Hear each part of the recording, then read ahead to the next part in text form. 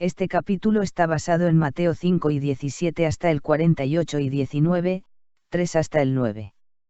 No he venido para abrogar, sino para cumplir.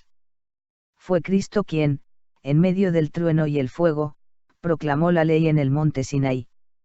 Como llama devoradora, la gloria de Dios descendió sobre la cumbre y la montaña tembló por la presencia del Señor. Las huestes de Israel, prosternadas sobre la tierra, habían escuchado, presas de pavor, los preceptos sagrados de la ley. Qué contraste con la escena en el monte de las bienaventuranzas. Bajo el cielo estival, cuyo silencio se veía turbado solamente por el gorjear de los pajarillos, presentó Jesús los principios de su reino. Empero aquel que habló al pueblo ese día en palabras de amor les explicó los principios de la ley proclamada en el Sinaí. Cuando se dictó la ley, Israel, degradado por los muchos años de servidumbre en Egipto, necesitaba ser impresionado por el poder y la majestad de Dios. No obstante, él se le reveló también como Dios amoroso. Jehová vino de Sinaí. Y de Seir les esclareció. Resplandeció desde el monte de Parán. Y vino de entre 10 millares de santos. Con la ley de fuego a su mano derecha. Aun amó a su pueblo. Todos los consagrados a él estaban en su mano. Por tanto, ellos siguieron en tus pasos. Recibiendo dirección de ti. Fue a Moisés a quien Dios reveló su gloria en estas palabras maravillosas que han sido el legado precioso de los siglos: Jehová, Jehová, fuerte, misericordioso y piadoso, tardo para la ira, y grande en misericordia y verdad, que guarda misericordia a millares, que perdona la iniquidad, la rebelión y el pecado. La ley dada en el Sinaí era la enunciación del principio de amor, una revelación hecha a la tierra de la ley de los cielos. Fue decretada por la mano de un mediador, y promulgada por aquel cuyo poder haría posible que los corazones de los hombres armonizaran con sus principios. Dios había revelado el propósito de la ley al declarar a Israel: y me seréis varones santos. Pero Israel no había percibido la espiritualidad de la ley, y demasiadas veces su obediencia profesa era tan solo una sumisión a ritos y ceremonias, más bien que una entrega del corazón a la soberanía del amor. Cuando en su carácter y obra Jesús representó ante los hombres los atributos santos, benévolos y paternales de Dios y les hizo ver cuán inútil era la mera obediencia minuciosa a las ceremonias, los dirigentes judíos no recibieron ni comprendieron sus palabras. Creyeron que no recalcaba lo suficiente los requerimientos de la ley, y cuando les presentó las mismas verdades que eran la esencia del servicio que Dios les asignara, ellos, que miraban solamente a lo exterior, lo acusaron de querer derrocar la ley. Las palabras de Cristo, aunque pronunciadas sosegadamente, se distinguían por una gravedad y un poder que conmovían los corazones del pueblo. Escuchaban para oír si repetía las tradiciones inertes y las exigencias de los rabinos, pero escuchaban en vano. La gente se admiraba de su doctrina, porque les enseñaba como quien tiene autoridad, y no como los escribas. Los fariseos notaban la gran diferencia entre su propio método de enseñanza y el de Cristo. Percibían que la majestad, la pureza y la belleza de la verdad, con su influencia profunda y suave, echaba hondas raíces en muchas mentes. El amor divino y la ternura del Salvador atraían hacia él los corazones de los hombres. Los rabinos comprendían que la enseñanza de él anularía todo el tenor de la instrucción que habían impartido al pueblo. Estaba derribando la muralla de separación que tanto había lisonjeado su orgullo y exclusivismo, y temieron que, si se lo permitían, alejaría completamente de ellos al pueblo. Por eso lo seguían con resuelta hostilidad, al acecho de alguna ocasión para malquistarlo con la muchedumbre, lo cual permitiría al Sanedrín obtener su condenación y muerte. En el monte había espías que atisbaban a Jesús, y mientras él presentaba los principios de la justicia, los fariseos fomentaban el rumor de que su enseñanza se oponía a los preceptos que Dios les había dado en el monte Sinaí. El Salvador no dijo una sola palabra que pudiera turbar la fe en la religión ni en las instituciones establecidas por medio de Moisés, porque todo rayo de luz divina que el gran caudillo de Israel comunicó a su pueblo lo había recibido de Cristo. Mientras muchos murmuraban en sus corazones que él había venido para destruir la ley, Jesús, en términos inequívocos, reveló su actitud hacia los estatutos divinos. No penséis, dijo, que he venido para abrogar la ley o los profetas. Fue el creador de los hombres, el dador de la ley, quien declaró que no albergaba el propósito de anular sus preceptos. Todo en la naturaleza, desde la diminuta partícula que baila en un rayo de sol hasta los astros en los cielos, está sometido a leyes. De la obediencia a estas leyes dependen el orden y la armonía del mundo natural. Es decir, que grandes principios de justicia gobiernan la vida de todos los seres inteligentes, y de la conformidad a estos principios depende el bienestar del universo. Antes que se creara la tierra existía la ley de Dios. Los ángeles se rigen por sus principios y, para que este mundo esté en armonía con el cielo, el hombre también debe obedecer los estatutos divinos. Cristo dio a conocer al hombre en el Edén los preceptos de la ley, cuando alababan todas las estrellas del alba, y se regocijaban todos los hijos de Dios. La misión de Cristo en la tierra no fue abrogar la ley, sino hacer volver a los hombres por su gracia a la obediencia de sus preceptos. El discípulo amado, que escuchó las palabras de Jesús en el monte, al escribir mucho tiempo después, bajo la inspiración del Espíritu Santo, se refirió a la ley como a una norma de vigencia perpetua. Dice que el pecado es infracción de la ley, y que todo aquel que comete pecado, infringe también la ley. Expresa claramente que la ley a la cual se refiere es el mandamiento antiguo que habéis tenido desde el principio. Habla de la ley que existía en la creación y que se reiteró en el Sinaí. Al hablar de la ley, dijo Jesús, no he venido para abrogar, sino para cumplir. Aquí usó la palabra cumplir en el mismo sentido que cuando declaró a Juan el Bautista su propósito de cumplir toda justicia, es decir, llenar la medida de lo requerido por la ley, dar un ejemplo de conformidad perfecta con la voluntad de Dios. Su misión era magnificar la ley y engrandecerla. Debía enseñar la espiritualidad de la ley, presentar sus principios de vasto alcance y explicar claramente su vigencia perpetua.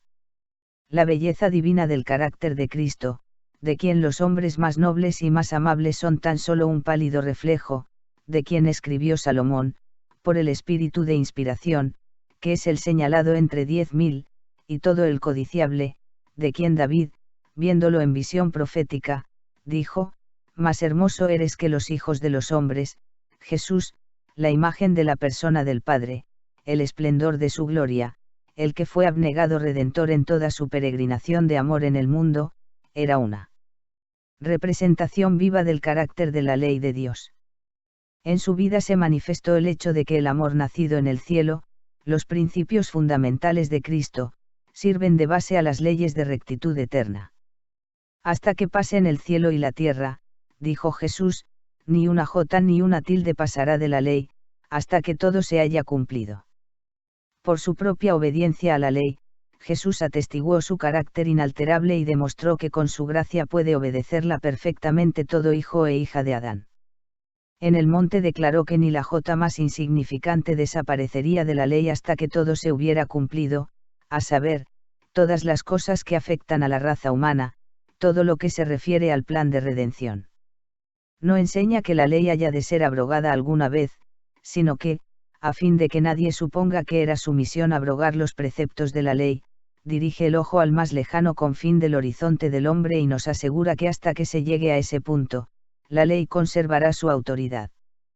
Mientras perduren los cielos y la tierra, los principios sagrados de la ley de Dios permanecerán. Su justicia, como los montes de Dios, continuará, cual una fuente de bendición que envía arroyos para refrescar la tierra. Dado que la ley del Señor es perfecta y, por lo tanto, inmutable, es imposible que los hombres pecaminosos satisfagan por sí mismos la medida de lo que requiere. Por eso vino Jesús como nuestro Redentor. Era su misión, al hacer a los hombres partícipes de la naturaleza divina, ponerlos en armonía con los principios de la ley del cielo. Cuando renunciamos a nuestros pecados y recibimos a Cristo como nuestro Salvador, la ley es ensalzada. Pregunta el apóstol Pablo, luego por la fe invalidamos la ley. En ninguna manera, sino que confirmamos la ley. La promesa del nuevo pacto es, pondré mis leyes en sus corazones, y en sus mentes las escribiré.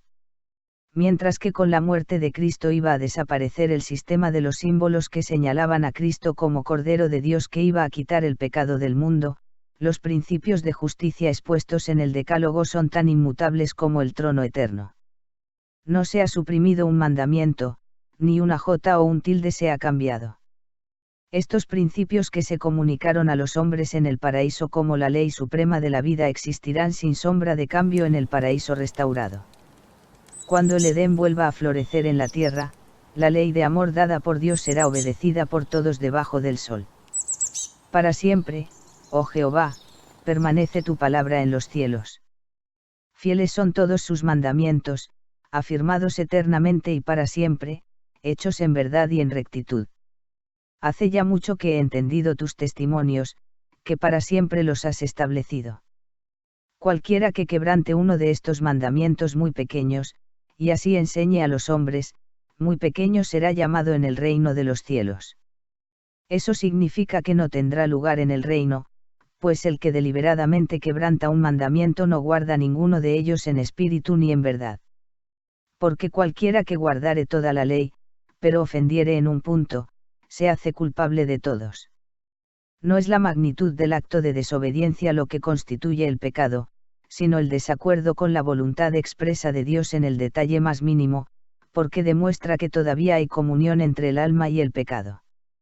El corazón está dividido en su servicio. Niega realmente a Dios, y se rebela contra las leyes de su gobierno. Si los hombres estuviesen en libertad para apartarse de lo que requiere el Señor y pudieran fijarse una norma de deberes, habría una variedad de normas que se ajustarían a las diversas mentes y se quitaría el gobierno de las manos de Dios. La voluntad de los hombres se haría suprema, y la voluntad santa y altísima de Dios, sus fines de amor hacia sus criaturas, no serían honrados ni respetados. Siempre que los hombres escogen su propia senda, se oponen a Dios. No tendrán lugar en el reino de los cielos, porque guerrean contra los mismos principios del cielo. Al despreciar la voluntad de Dios, se sitúan en el partido de Satanás, el enemigo de Dios y de los hombres. No por una palabra, ni por muchas palabras, sino por toda palabra que ha hablado Dios, vivirá el hombre. No podemos despreciar una sola palabra, por pequeña que nos parezca, y estar libres de peligro. No hay en la ley un mandamiento que no sea para el bienestar y la felicidad de los hombres, tanto en esta vida como en la venidera. Al obedecer la ley de Dios, el hombre queda rodeado de un muro que lo protege del mal. Quien derriba en un punto esta muralla edificada por Dios destruye la fuerza de ella para protegerlo, porque abre un camino por donde puede entrar el enemigo para destruir y arruinar. Al osar despreciar la voluntad de Dios en un punto, nuestros primeros padres abrieron las puertas a las desgracias que inundaron el mundo. Toda persona que siga su ejemplo cosechará resultados parecidos. El amor de Dios es la base de todo precepto de su ley, y el que se aparte del mandamiento labra su propia desdicha y su ruina. Si vuestra justicia no fuere mayor que la de los escribas y fariseos, no entraréis en el reino de los cielos. Los escribas y los fariseos habían acusado de pecado no solamente a Cristo sino también a sus discípulos, porque no respetaban los ritos y las ceremonias rabínicas. A menudo los discípulos se habían sentido perplejos y confusos ante la censura y la acusación de aquellos a quienes se habían acostumbrado a venerar como maestros religiosos. Mas Jesús desenmascaró ese engaño. Declaró que la justicia, a la cual los fariseos daban tanta importancia, era inútil. La nación judaica aseveraba ser el pueblo especial y leal que Dios favorecía, pero Cristo representó su religión como privada de fe salvadora. Todos sus asertos de piedad, sus ficciones y ceremonias de origen humano, y aun su jactanciosa obediencia a los requerimientos exteriores de la ley, no lograban hacerlos santos. No eran limpios de corazón, ni nobles ni parecidos a Cristo en carácter. Una religión formalista no basta para poner el alma en armonía con Dios. La ortodoxia rígida e inflexible de los fariseos, sin contrición, ni ternura ni amor, no era más que un tropiezo para los pecadores. Se asemejaban ellos a sal que hubiera perdido su sabor, porque su influencia no tenía poder para proteger al mundo contra la corrupción. La única fe verdadera es la que obra por el amor para purificar el alma. Es como una levadura que transforma el carácter. Los judíos debían haber aprendido todo esto de las enseñanzas de los profetas. Siglos atrás, la súplica del alma por la justificación en Dios había hallado expresión y respuesta en las palabras del profeta Miqueas: con que me presentaré ante Jehová, y adoraré al Dios Altísimo, me presentaré ante él con holocaustos, con becerros de un año. ¿Se agradará Jehová de millares de carneros, o de 10.000 arroyos de aceite? Oh hombre, él te ha declarado lo que es bueno, y que pide Jehová de ti, solamente hacer justicia, y amar misericordia, y humillarte ante tu Dios. El profeta Oseas había señalado lo que constituye la esencia del farisaísmo, en las siguientes palabras: Israel es una frondosa viña, que da abundante fruto para sí misma. En el servicio que profesaban prestar a Dios, los judíos trabajaban en realidad para sí mismos. Su justicia era fruto de sus propios esfuerzos para observar la ley, conforme a sus propias ideas y para su propio bien egoísta. Por lo tanto, no podía ser mejor que ellos. En sus esfuerzos para hacerse santos, procuraban sacar cosa limpia de algo inmundo. La ley de Dios es tan santa como Él, tan perfecta como Él. Presenta a los hombres la justicia de Dios. Es imposible que los seres humanos, por sus propias fuerzas, observen esta ley, porque la naturaleza del hombre es depravada, deforme y enteramente distinta del carácter de Dios. Las obras del corazón egoísta son como suciedad, y todas nuestras justicias como trapo de inmundicia. Aunque la ley es santa, los judíos no podían alcanzar la justicia por sus propios esfuerzos para guardarla. Los discípulos de Cristo debían buscar una justicia diferente de la justicia de los fariseos, si querían entrar en el reino de los cielos. Dios les ofreció, en su Hijo, la justicia perfecta de la ley. Si querían abrir sus corazones para recibir plenamente a Cristo, entonces la vida misma de Dios, su amor, moraría en ellos, transformándolos a su semejanza. Así, por el don generoso de Dios, poseerían la justicia exigida por la ley. Pero los fariseos rechazaron a Cristo, ignorando la justicia de Dios, y procurando establecer la suya propia, no querían someterse a la justicia de Dios. Jesús procedió entonces a mostrar a sus oyentes lo que significa observar los mandamientos de Dios, que son en sí mismos una reproducción del carácter de Cristo. Porque en él, Dios se manifestaba diariamente ante ellos. Cualquiera que se enoje contra su hermano, será culpable de juicio. Mediante Moisés, Jehová había dicho: no aborrecerás a tu hermano en tu corazón. No te vengarás, ni guardarás rencor a los hijos de tu pueblo, sino amarás a tu prójimo como a ti mismo. Las verdades que Cristo presentaba eran las mismas que habían enseñado los profetas, pero se habían oscurecido a causa de la dureza de los corazones y del amor al pecado. Las palabras del Salvador revelaban a sus oyentes que, al condenar a otros como transgresores, ellos eran igualmente culpables, porque abrigaban malicia y odio.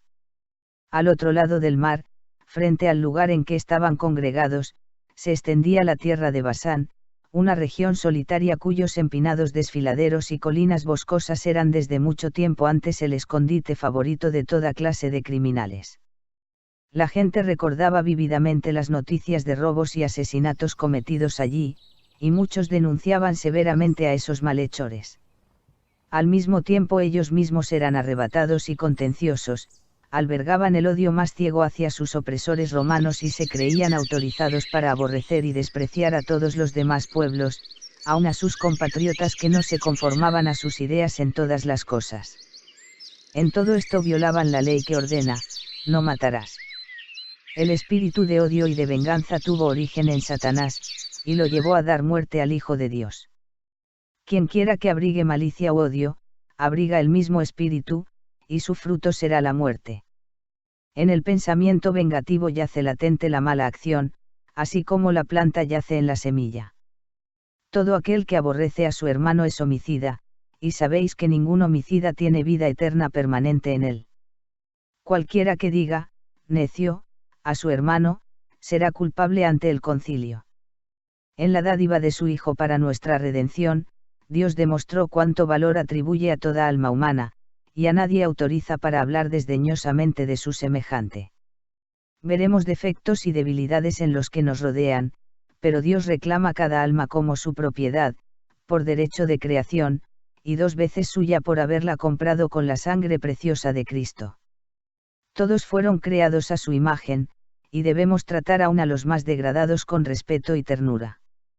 Dios nos hará responsables hasta de una sola palabra despectiva hacia un alma por la cual Cristo dio su vida. ¿Quién te distingue, o qué tienes que no hayas recibido? Y si lo recibiste, ¿por qué te glorías como si no lo hubieras recibido? ¿Tú quién eres, que juzgas al criado ajeno? Para su propio Señor está en pie, o cae. Cualquiera que le diga, a su hermano, fatuo, quedará expuesto al infierno de fuego. En el Antiguo Testamento la palabra fatuo se usa para describir a un apóstata o al que se entregó a la iniquidad. Dice Jesús que quien quiera que condene a su hermano como apóstata, o como despreciador de Dios, muestra que él mismo merece semejante condenación. El mismo Cristo, cuando contendía con Satanás sobre el cuerpo de Moisés, no se atrevió a proferir juicio de maldición contra él. Si lo hubiera hecho, le habría dado una ventaja a Satanás, porque las acusaciones son armas del diablo. En las Sagradas Escrituras se lo llama el acusador de nuestros hermanos. Jesús no empleó ninguno de los métodos de Satanás. Le respondió con las palabras, el Señor te reprenda. Su ejemplo es para nosotros. Cuando nos vemos en conflicto con los enemigos de Cristo, no debemos hablar con espíritu de desquite, ni deben nuestras palabras asemejarse a una acusación burlona. El que vive como vocero de Dios no debe decir palabras que aun la majestad de los cielos se negó a usar cuando contendía con Satanás. Debemos dejar a Dios la obra de juzgar y condenar.